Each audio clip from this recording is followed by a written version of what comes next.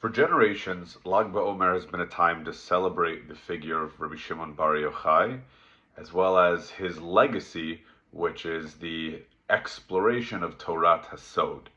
Torah Hasod is a deeper dive into Torah and the ideas of divinity and the ideas of HaKadosh Baruch Hu, with the intent to better understand Hashem and how he runs his world. Now, this particular area of Torah is uniquely relevant, I think, for our generation and uniquely relevant for a time where we're actively attempting to usher in the final redemption. And the reason for that is, if you look in the Nevi'im and how they characterize the time of the final redemption, and we're probably familiar with many of these ideas, but the Nevi'im describe the time as a time of heightened knowledge or heightened understanding of God. And you can look at quotes like Maleh haaretz de'at Hashem, right? The land is filled with the knowledge of Hashem, or Bayom hahu yeh Hashem echad, right? Which is something that comes from the Nevi'im that we quote in Aleinu. And now, of course, the idea is not that on that day, the day Mashiach comes, or at the time of in the Messianic era, somehow God will be one and beforehand he wasn't one, but the idea is that he will be one in the eyes of his people, meaning the understanding of the oneness of God, what that means, is something which will characterize the generation of the Messianic era, which didn't exist beforehand. We lacked a proper, a deep understanding of HaKadosh Baruch Hu and how he worked, and we can follow his instructions, right? And we can have blind faith, but to be intimately familiar with God and how he operates to whatever degree we can be is something that's going to characterize Yemot Mashiach, which leads us to the question, what exactly is our role in all of that? And, we could say, well, that sounds like a very exciting time, and I'm looking forward to it. I'm looking forward to Mashiach coming, and then all of a sudden being better informed and more knowledgeable on the nature of God and his influence in my life and his control of the universe. But that passive model is a model I think that we should shift away from, where we should assume, like in all things, a more active pursuit of this knowledge. I love this idea from Rav Teichtal and Ema Banim Smecha, where he says that someone who wants to bring Geula but isn't actively working to pursue it is like someone who wants to be a Talmid Chacham who never opens up a book and never goes into the Beit Midrash, and he can daven all day and all night and say, HaKadosh Baruch Hu, I so badly want to be a Talmid Chacham, I so badly want to be a knowledgeable, great Torah scholar, and he can cry over it day in and day out, but if he doesn't open up a book, it's just not going to happen. And so we can think about Geula and we can daven for Geula, but without making an effort to usher in the redemption, it's going to remain in our tefillot and not in our reality.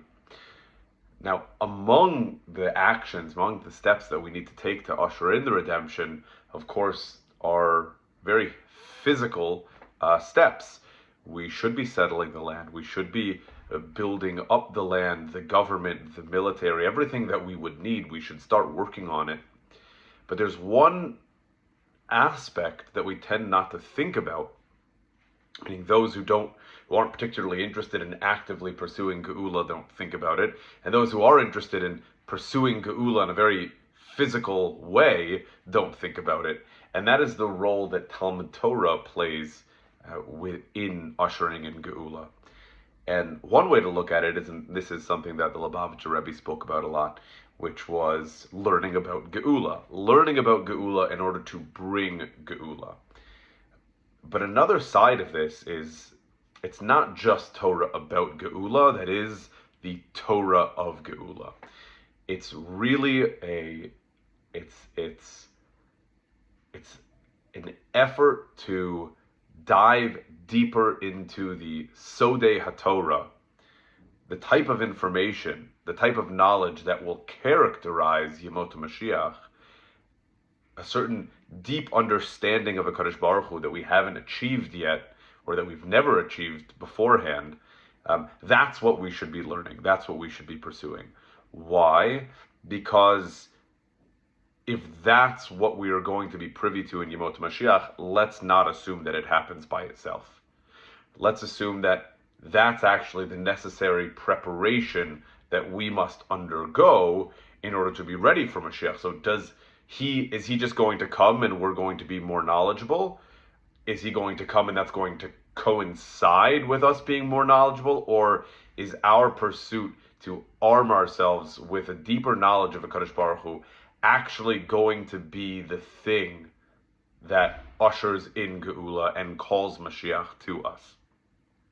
So along those lines, I think that we should be making a conscious effort to deepen our understanding of Torah beyond just halacha and beyond just an emunah pshuta, to explore the nature of God and how he operates to whatever degree possible, not just for its own sake, but specifically to turn ourselves into the generation the Nevi'im spoke about when they characterized Yemot Mashiach. And I want to walk through a particular idea that Rav Kook wrote about along these lines. And it's a famous piece that he wrote called Chacham Adif Minavi in Orot Zaronim. And he addresses the need to learn Emunah in the time of Geula, but of course not to abandon some of our classic limudim, certainly not to abandon our focus and our emphasis on halacha, but only to complement it. So the Gemara in Bava Batra has a surprising statement: Chacham Adif Minavi, a scholar is preferable to a prophet. And that, of course, is a surprising statement. First of all, we tend to think of prophets as scholars as well, but prophets speak with God and perhaps even sometimes see the future. And if you ask the average person today, who they would rather go to for religious guidance, who they would rather be leading their generation, I assume the average person would say they would prefer a prophet. Right? We see scholars as a dime a dozen, and a prophet as something that we recall having once in our nation's history, and kind of lament the fact that we no longer do. But the Gemara in Bava Batra has a different assumption. It says actually the scholars are preferable to the prophets. And Rav Kook wrote about this Gemara and says it's actually very simple. If you look at it from a pragmatic perspective, and not to reduce it to that, if you look at it from a pragmatic perspective, how good were we at preserving our religious life and our avodat Hashem under the leadership of prophets? If you look at the critiques in the Nevi'im of their generations, they're extremely harsh, and it sounds like the problems that they had were, to a certain degree, above and beyond the problems that we experience by a long shot in terms of their struggle with Avodah Zarah. So this Avodat Hashem that was guided by Nevi'im seemed to not be as effective as the one guided by Chachamim. And he digs a little bit deeper into that and says, well, let's think about the role of Nevi'im and what they did, and the role of Chachamim and what they did, and see if we could identify exactly why that was. He says, if you look in the Nevi'im, or what a Navi could do, is a Navi is privy to ideas. That's really what characterizes a Navi, is his deep understanding of divine ideas is profound and inspirational.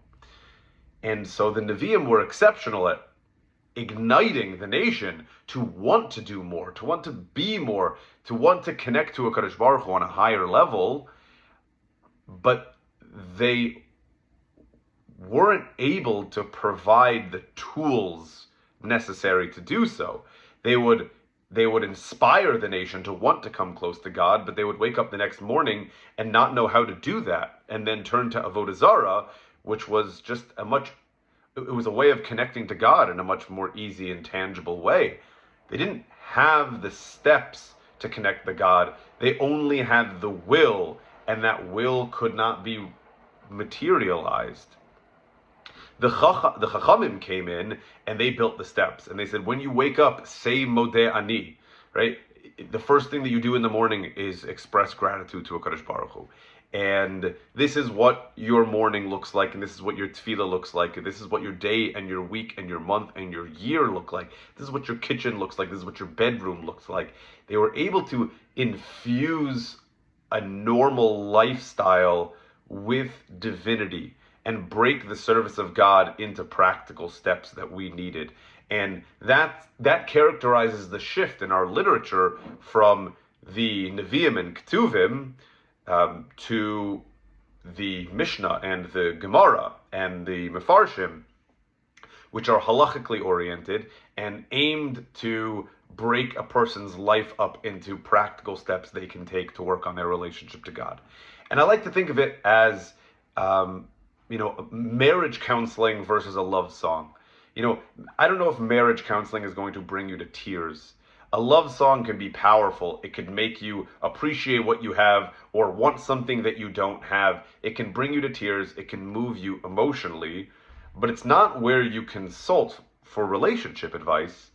Marriage counseling, on the other hand, is practical. It's helpful. It can actually help you advance along the lines of a relationship, but it's dry. It's not particularly inspirational. And Rav Kook's point was that the Chacham model worked much better. However, neither of the models really should have been used in isolation, or perhaps not permanently. It was necessary to transition for the sake of really honing in on this process, the practical steps of Avodat Hashem. But ultimately, over the past 2,000 years, we have put so much emphasis on these practical steps that we have utterly forgot the ideas that they were meant to help foster, right? Our religion, so to speak, became about actions and steps to take, and not about the relationship that they were meant to foster, and not about the ideas that they were translating. So it was never a long-term solution, or never a permanent solution, to turn the other way from the Navi, from the exploration of these ideas as deep as we possibly could go. And the time of Geula is a time when we acknowledge the strengths of both models and understand the absolute need for halacha and the contribution of the Chacham to facilitate our relationship with the Kadosh Baruch Hu practically, but that we use the opportunity to unify those steps that we have developed to connect to God with a deeper, more profound understanding of God. Right? And that is the time of Yemot HaMashiach. That is the time that when all the pieces come together. It's a time where you have a religiously strong nation succeeding in serving a Kadosh Baruch who is also deeply informed about God and the nature of God and how He runs the world. So when we speak about learning Torah with the goal, with the aspiration of bringing Geula, it's not just learning Geula pertinent sources. It is deepening our knowledge of Torah and the Kadosh Baruch Hu and how He runs His world, so that we turn ourselves into the generation that calls Mashiach here, because we are the generation of Malei Haaretz De'at Hashem.